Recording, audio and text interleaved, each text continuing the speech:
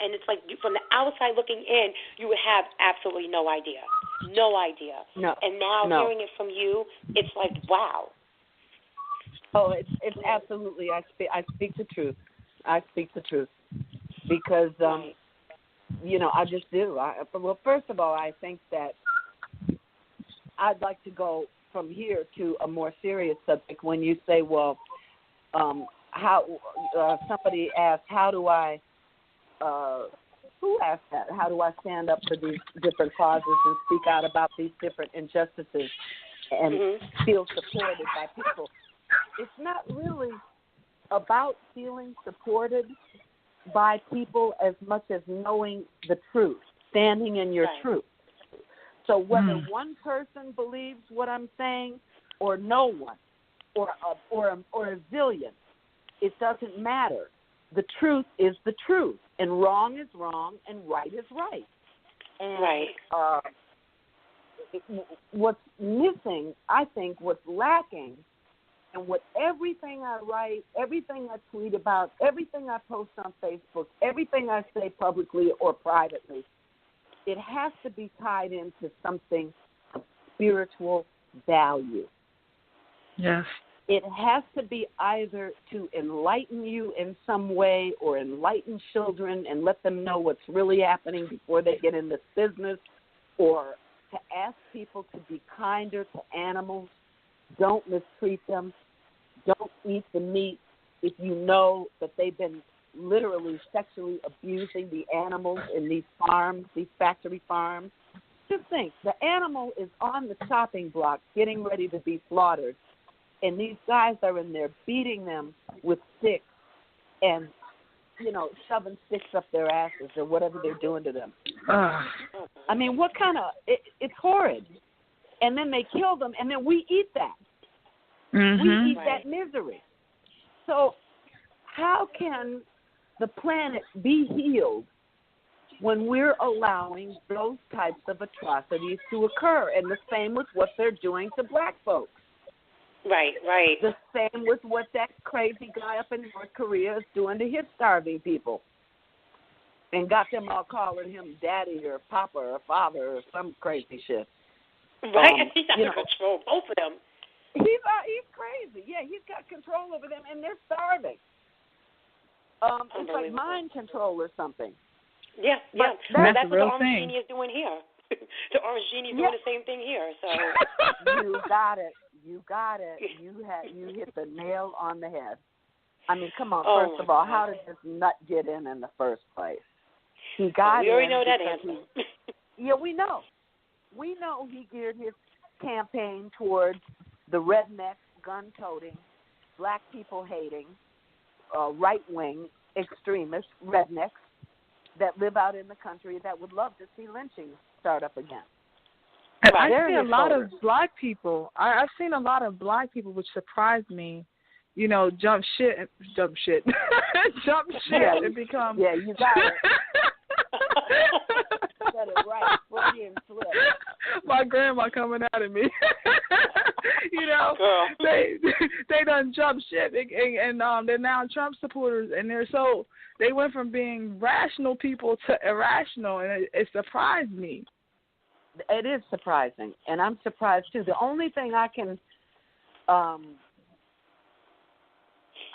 the only way I can explain that is that they drank the Kool-Aid and they bought into some ignorance, and they basically hated, they hated their own people to begin with, like a lot of us do. You know what I mean? A lot of us do. And it's unfortunate, but we were brainwashed into doing that when we were enslaved. And they sent all the darker-skinned black people out to the fields, and the lighter, pretty people got sent to the houses where the masters raped women, and that's where people like me came from. The mixed races. Right. And they brainwashed us. They said the darker people weren't any good. They got to work in the fields. That's right. They're the ones that got the beating. Yeah, they brainwashed us back then. And it's that's what that whole Willie Lynch letter came to be, and it's still like that to this day. It is still like that to this day, and it's sad because you'll see people, like, for example, I teach, and you'll see the kids who are a little darker, they do one little thing. Oh, Johnny, da-da-da-da. But let someone a little bit lighter do the same thing or worse. It's like, well, you know better. Don't do that again. It's like, wait a minute. He just threw a chair at the teacher. You just gave him the calm remark. And this one, you're ready to, like, send him to the cross. So I know. It's crazy. I've seen it. Unbelievable. And it's going on now. Nothing really, through all this turmoil, nothing really, really, really has changed. The only thing that's changed that's unfortunate in a big way is that our really young people, our people under 20 years old, under 25, they don't know about this history, okay? They don't know about what we've gone through. So they think that everything is cool because they're able to date white girls. Right. And white boys are able to date black girls, and maybe they are an exception and come from a liberal family who doesn't say anything about it, and they're able to go certain places that we couldn't do that. We couldn't do that in the 50s or 60s, but they can now. And they don't know their history. But the downside to that is they don't know their history. Right. I mean, that's Absolutely. the bottom line. You've got to know where you've been to know where you're going. Absolutely. Ladies and gentlemen, you're listening to Wisdom from the beautiful Lonette McKee right here on the Ms. OptimiZm Speaks Radio Show. We also have our guest on, Nisha Ray, and we had the Saints from the Four Aces on as well. Ladies and gentlemen, if you are on the line and you would like to speak to Ms. McKee, all you have to do is press 1, or you can text me, inbox me, or tweet and let us know what you think about this interview. So I have a couple of inboxes I have to read. I know you were hearing a little ding all day. That was people chiming in.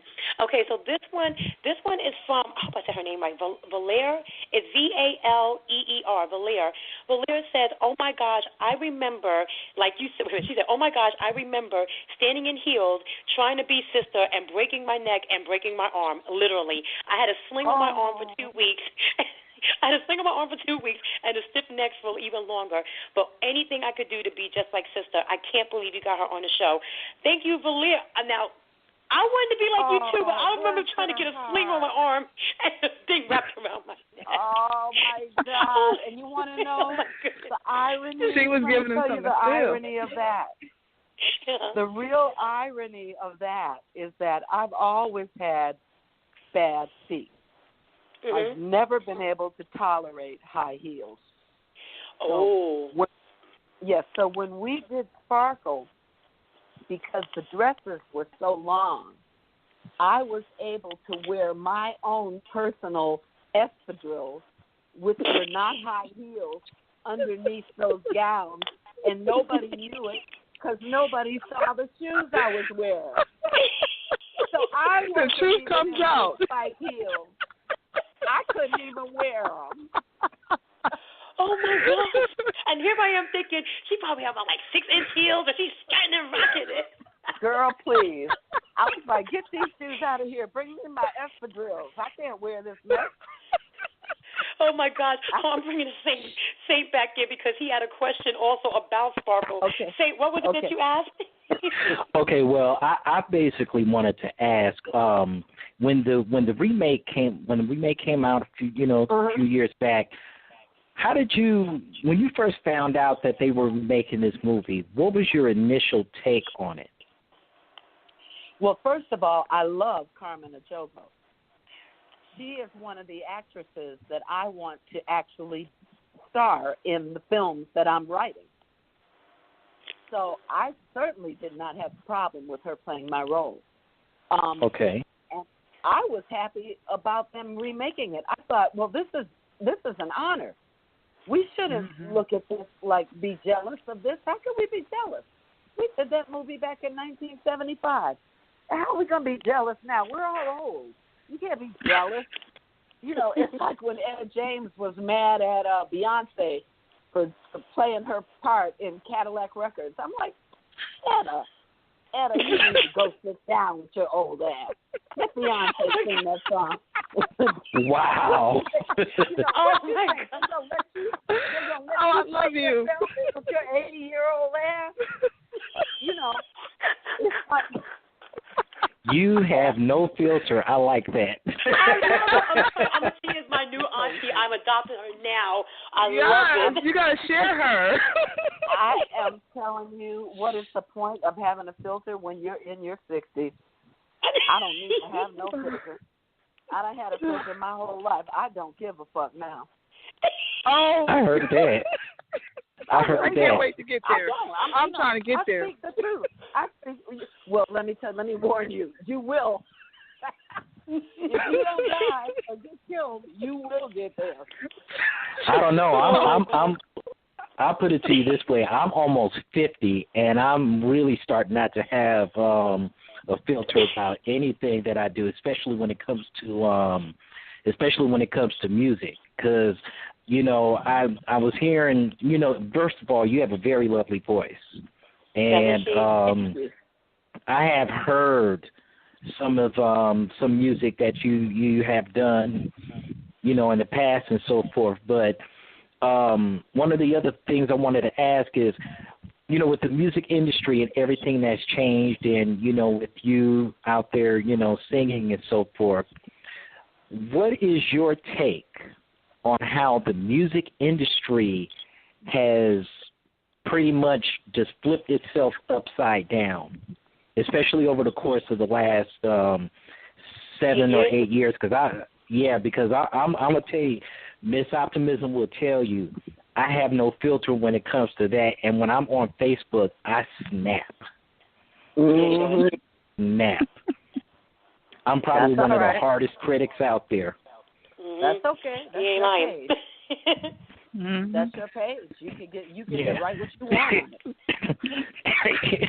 That's true, but I've had people delete me because I have no filter when it comes to it. And the thing about it is that there are a lot of legacies of many artists out there that are just being driven into the dirt.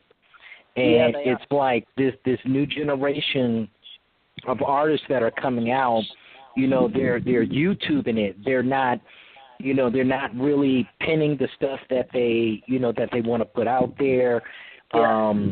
They're not working with engineers in real studios, and and I'm not saying that there's nothing wrong with a home built studio, but you need to try you need to know what you're doing. You need to know what you're doing. Right. You exactly. need to have the talent for producing yourself if that's what you want to do. You have to invest in yourself, basically. Yeah, you do. Right. I did my album on Spike Lee's label all myself in my own studio. I programmed everything. I played all the instruments. I played all the keyboards. I did all the vocals, backgrounds, everything. We only brought in a couple musicians to add a couple of things, like some drums and stuff. And but basically, I did everything myself. But I'm good at that. I'm good at that. Right. I'm good at that. That's why Spike Lee signed me and wanted to release the album. Everyone isn't good at that. Everyone isn't. Well, I think one of the biggest problems is the fact that, with Sparkle, with other remade movies, at least they attempt to pay homage. They attempt to say, okay, well, this person was able to do this, and we want to go ahead and make this movie over. I think what I'm finding is a lot of people, they're making this music, and they're acting as if, like they don't have to pay homage to anybody. Like it never existed, And I think that's the main problem. That's where the ignorance of the youth is wasted on the young. That's where that saying comes from. If we don't teach the young people where this came from, if you don't play them Bessie Smith and show them the movie and play them Billie Holiday and play them Dinah Washington and play them Della Reese and play them and show them Lena Horne in the original Stormy Weather movie and show them where we came from, Ethel Right. Waters, where the road that we took, Bill Rogers,